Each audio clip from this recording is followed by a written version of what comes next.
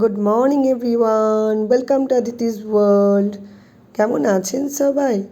আশা করি সবাই খুব ভালো আছেন, আমরাও ভালো আছি। তো আজকে আবার একটা নতুন শীতের সকাল নিয়ে আপনাদের সামনে হাজির হয়ে গেছি। আপনারা সঙ্গে থাকুন, দেখতে থাকুন। আজকে সকালেই উঠে চা বসিয়ে দিয়েছি। এখানে দুধ এসেছিলো, দুধ গরম করতে দিলাম। তাওয়া কেন বসিয়েছি বলুন তো? তাওয়া মোটামুটি গরম হয়ে গেল। অ্যাকচুয়ালি বানাবো হচ্ছে ধোসা। আগামী দিন রাত্রেবেলা সমস্ত চাল আর কলাইয়ের ডাল বেটে রেখে দিয়েছিলাম। এখন মেয়ের জন্য বানাবো হচ্ছে ধোসা। চলুন, মেয়ের যতবারই সকালবেলা উঠেও প্রতিদিনই চায়, আমার তাড়াহুড়োর মধ্যে করা হয় না, তো আজকে বানিয়ে দিচ্ছি।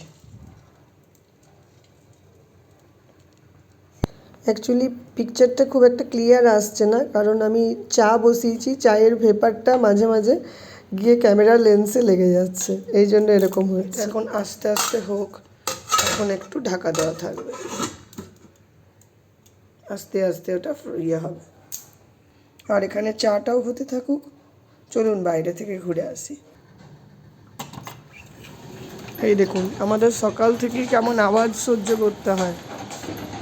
ওই যে দূরে প্লটটা এখানে বিক্রি হয়েছে, এটা মানে ফ্ল্যাট উঠবে মনে হয়। সারাদিন এখানে এই পাথর কাটে, আর যত বেলা বাড়ে তত যেন ক্রমাগত আরও আওয়াজ শুরু হয়। একটা জেসিবি আছে, সেই জায়গাগুলো খুঁড়ছে, তো বিল্ডিং উঠবে বলে। তো সারা দিন সেই রাতেও এখানে পাটা পিটানোর আওয়াজ, আর এখানে এই মানে চারিদিক দিয়ে এই দিকটা ফ্ল্যাটস হয়ে যাচ্ছে। আগে এগুলো ছোট্ট ছোট্ট কোম্পানি ছিল, যেমন এটা একটা ছোট প্রোটিন পাউডার তৈরি করে কোম্পানি আছে। ওই সাইডগুলো পিছনগুলোতেও বিভিন্ন প্রোডাকশন বেসড কোম্পানি আছে প্রচুর। তো ফিরে এলাম মিনিট 10 পরে। এসে ধোসাটা একটু উল্টে দিয়েছি, এক পিঠ হয়ে গেছে দেখতে পাচ্ছেন। আর এটা যেহেতু চালের ধোসা বানাচ্ছি, খুব তাড়াতাড়ি মানে এটা যেমন হয়েও যায় তেমনি উঠেও যায়, মানে আপনার মানে এখানে ইয়েতে লেগে যায় না তাওয়াতে। আর কালকে সুজির ধোসা করতে গিয়ে আমার অবস্থা কাহিল হয়ে গেছে, খুব মানে ইয়ে হয়েছে যে উঠতে চাইছে না, কখনো লেগে যাচ্ছে, কখনো খুব কেয়ারফুলি করতে হয়েছে, অনেকগুলো ভেঙেও গেছে। কিন্তু চালের ধোসাতে এইটা হয় না। আমি এখানে অল্প করে একটু অয়েল ব্রাশ করছি। নর্মালি আমি ঘি দিয়ে করি, লাস্ট দুদিন দেখছি আমার মেয়ে ঘি দিলে খাচ্ছে না। মা আমি ঘি দিয়ে খাবো না, কিন্তু দেখুন ওকে বোঝানো, কে বোঝাবে? আর ছোটো তো, ওকে এখন থেকে মানে কি বোঝাবো যে ঘি তুমি খাও, তুমি রিফাইন অয়েল খেও না। আমরা নর্মালি নিজেরাও রিফাইন অয়েল খাই না, খুবই কম খাই। বাট ছোটো বাচ্চা, তাকে বোঝানো খুব টাফ হয়ে যায় মাঝে মাঝে। তাই অল্প হালকা করে ব্রাশ করি, না হলেই নয়। আর ঘিয়ের গন্ধ তো সবাই চেনে, কী করে সেটাকে অ্যাভয়েড করবো জানি না। আপনাদের কাছে কোনো উপায় থাকলে আমাকে বলবেন। এখানে দুধটাও মোটামুটি গরম হয়ে এসেছে, একটু করে হচ্ছে, মানে আমি নর্মালি গ্যাস কমিয়ে রাখি, এটা ধীরে ধীরে হতে থাকে। এখানে চাও হয়ে গেছে, এই যে অল্প অল্প করে ফুটছে। এই যে এখানে একটা ধোসা তুলে নিয়েছি, আমি খুব কড়া ভাজিনি। আর এই যে এখানে একটা বসিয়ে দিলাম। এখানে ধোসার জন্য একটা আলুর তরকারি বানিয়ে নিয়েছি, কিচ্ছু না, একটু সাদা জিরে, একটু এখানে দিয়েছি সর্ষে, আর আলুটাকে দিয়ে দিয়েছি। তার উপর থেকে কেউ পাওভাজি মশলা দিতে পারেন, আমি দিয়েছি এখানে ছোলে মশলা যেটা ছিল আমার কাছে, আর অল্প নুন আর হলুদ দিয়ে এটাকে টেস্ট করে দেখে নিলাম ঠিক আছে কি না। তারপরে ওপর থেকে ধনেপাতা ছিটিয়ে দিয়েছি। এই পর্যায়ে যখন হয়ে যাবে, পুরো মাখা মাখা হয়ে যাবে, তখন ওপর থেকে একটুখানি লেবু চিপে দেবেন, তাহলেই হয়ে যাবে, আর কিচ্ছু লাগবে না, এতেই হয়ে যাবে। অপূর্ব সুন্দর খেতে হয় ধোসার সাথে এই আলুর মাখাটা আর কি। আমাদের এখানে মহারাষ্ট্রে তো দেয়ই, সাউথের সাইডেও আশা করছি এরকম আলুর মশলা দেয়। মানে আমি মশলা ধোসার কথা বলছি না, নর্মালি সেট ধোসা করলেও এই রকম ধোসা এটার সাথে আলুর মশলা দেয় আলাদা করে খেতে, চাটনি তো থাকেই। তো চলুন মেয়ের লাঞ্চ বক্স রেডি করে। তো মেসিকে স্কুলে পাঠিয়েই চলে এসেছি, দুপুরে রান্নার জোগাড় করতে। এখানে লাউ কেটে নিয়েছি, এটা ডাল করব, লাউয়ের ডাল। এই যে ডালটা করেছি, ধুয়ে ভেজে রেখে দিয়েছি। আর এখানে একটা তরকারি বানাবো, আলুটাকে অল্প মশলা, কালো জিরে, শুকনো লঙ্কা ফোড়ন দিয়ে ভেজে রেখেছি। আর এখানে ডালের ফোড়ন তৈরি করছি, অল্প ঘিও দেবো, তবে একটু পেঁয়াজ দিলাম, আর অল্প একটু হিং দিলাম। ডালের মধ্যে একটু হিং আর একটু ঘি যদি দিই, টেস্টটা অন্যরকম হয়ে যায়। তো পেঁয়াজটা খুব বেশি ভাজবো না, মোটামুটি ভেজে রেখে দিচ্ছি। চলুন, গরম আছে এখন, এটা রাখি। আর আর যে লাউটা দিয়ে আমি বলেছিলাম লাউয়ের তরকারি করব সিম্পলভাবে, সেই লাউটাও দেখুন সিদ্ধ হয়ে গেছে। এখনকার লাউ তো একটু 2-3 বার মানে সুইসেল না দিলে সিদ্ধ হয় না।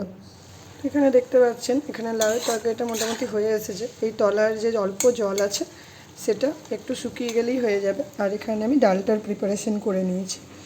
ডালটা মোটামুটি একটু সবজি টবজি হলুদ সমস্ত দিয়ে বসিয়ে দিলাম। জাস্ট একটা হুইসেল কি 3-4টে হুইসেল দিতে হবে, একটা হুইসেলে হবে না যেহেতু মুগের ডাল দিয়েছি। তো চলুন এটাকে বসিয়ে দিই হুইসেল দিতে। নুন আর অল্প হলুদ দিয়েছি, কোনো মশলা দিইনি। আর এই যে তরকারিটা হয়ে গেছে, এবার এটার মধ্যে আমি এই যে আগে থেকে ভেজে রাখা এই বড়িটা দিয়ে দেবো।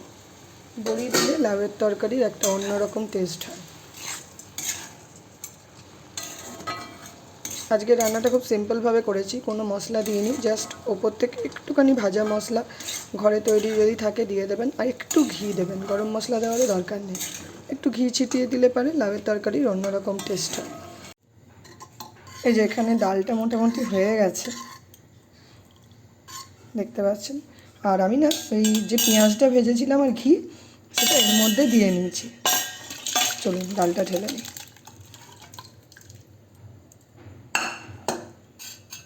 আমি এইভাবেই মানে লাউয়ের ডাল বানাই। আপনারা আর কে কীভাবে বানান সেটা আমাকে অবশ্যই কমেন্টে জানাবেন। আর এটা রেডি হয়ে গেলে এর ওপর থেকে অল্প একটুখানি ধনেপাতা দিয়ে দিয়েছি। তো আজকে না মাছের দুটো পেটি পড়েছিল, তো একটু স্পেশাল অথেন্টিকভাবে বানাবো ভাবলাম। নেটে এত ভিডিও দেখি, তো ভাবলাম আমিও আজকে একটু মাছের ভর্তা করে নিই। 2 পিস মাছ নিয়ে অল্প নুন আর অল্প হলুদ দিয়ে প্রেসারে 2 সিটি মেরে নিয়েছিলাম। তারপরে এখান থেকে কাটা ফাটা বেছে এখানে পরিষ্কার করে রেখেছি। আর পাশাপাশি না এখানে একটা ভাজা করে রেখেছি, পেঁয়াজ রসুন একটু মানে আদা দিইনি, সরি, একটু দিয়েছি হচ্ছে একটু কালো জিরে ফোড়ন দিয়েছি, সাদা জিরে ফোড়ন দিয়েছি, শুকনো লঙ্কা। আর এখানে কড়াইয়ে অল্প সর্ষের তেল দিয়ে নেব। মাছটা যেহেতু আগে থেকে ভেজে রেখে দিয়েছি তাই জন্য, আর মানে সরি সিদ্ধ করে রেখেছি, তাই মানে খুব একটা ভাজার প্রয়োজন হবে না। জাস্ট ভর্তাটাকে এখানে ভাজা ভাজা করে নেব। তো কড়াইয়ের তেলটা গরম হোক, আমি ততক্ষণ এইটা যেটা রেখেছি বাটা, তো সেটাকে এখানে দিয়ে দেবো ভাজাটা।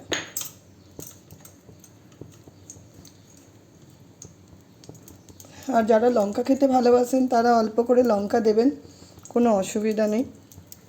আর এটা মোটামুটি তেলটা কাঁচা গন্ধ উঠে গেলে এখানে দিয়ে দেবো এই বাটাটা, মানে কাঁটা ছাড়িয়ে রাখা সিদ্ধ করা মাছটা।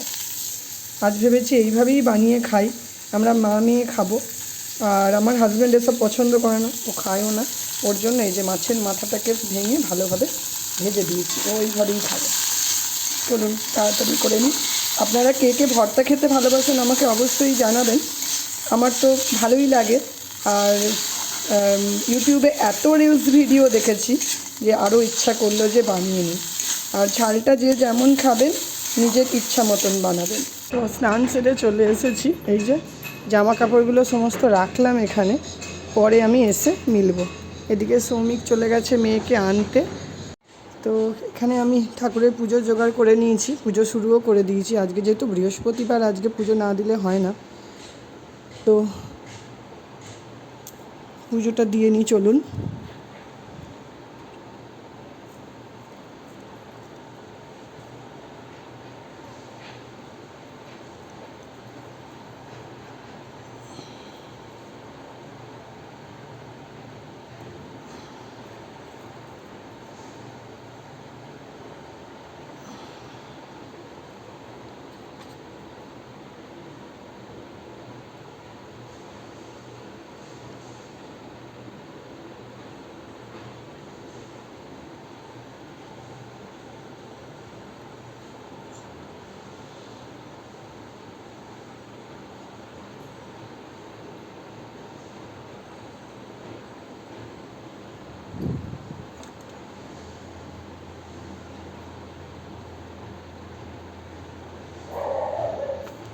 তো পুজো করে নিয়েছি, ব্যালকনিতে এসে দেখলাম এই যে মিসি এসে গেছে স্কুল থেকে, ওই দেখুন দৌড়াচ্ছে।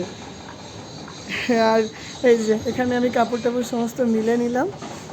মিশি চলে এসেছে তো আর আমার সময় থাকবে না, এবার সারাদিন ব্যস্ততা। কারণ এরপর ওকে সন্ধেবেলা পড়াতে বসাবো, রাতের রান্না, তারপরে এখন এলে পরে খাওয়াবো, পরপর আমার এখন চলবে। আর বাইরের এই এত আওয়াজ এখন আর সত্যি ওই জন্য খুব একটা বাইরে বেরিয়ে ব্লগ দিই না। তো চলুন আজকের মতন ব্লগটা এখানে এন্ডই করছি, কারণ আর কথা বলার মতনও টাইম আমার নেই। আবার কালকে কথা হবে। আপনারা ভালো থাকুন, সুস্থ থাকুন এই কামনাই করি। বাই।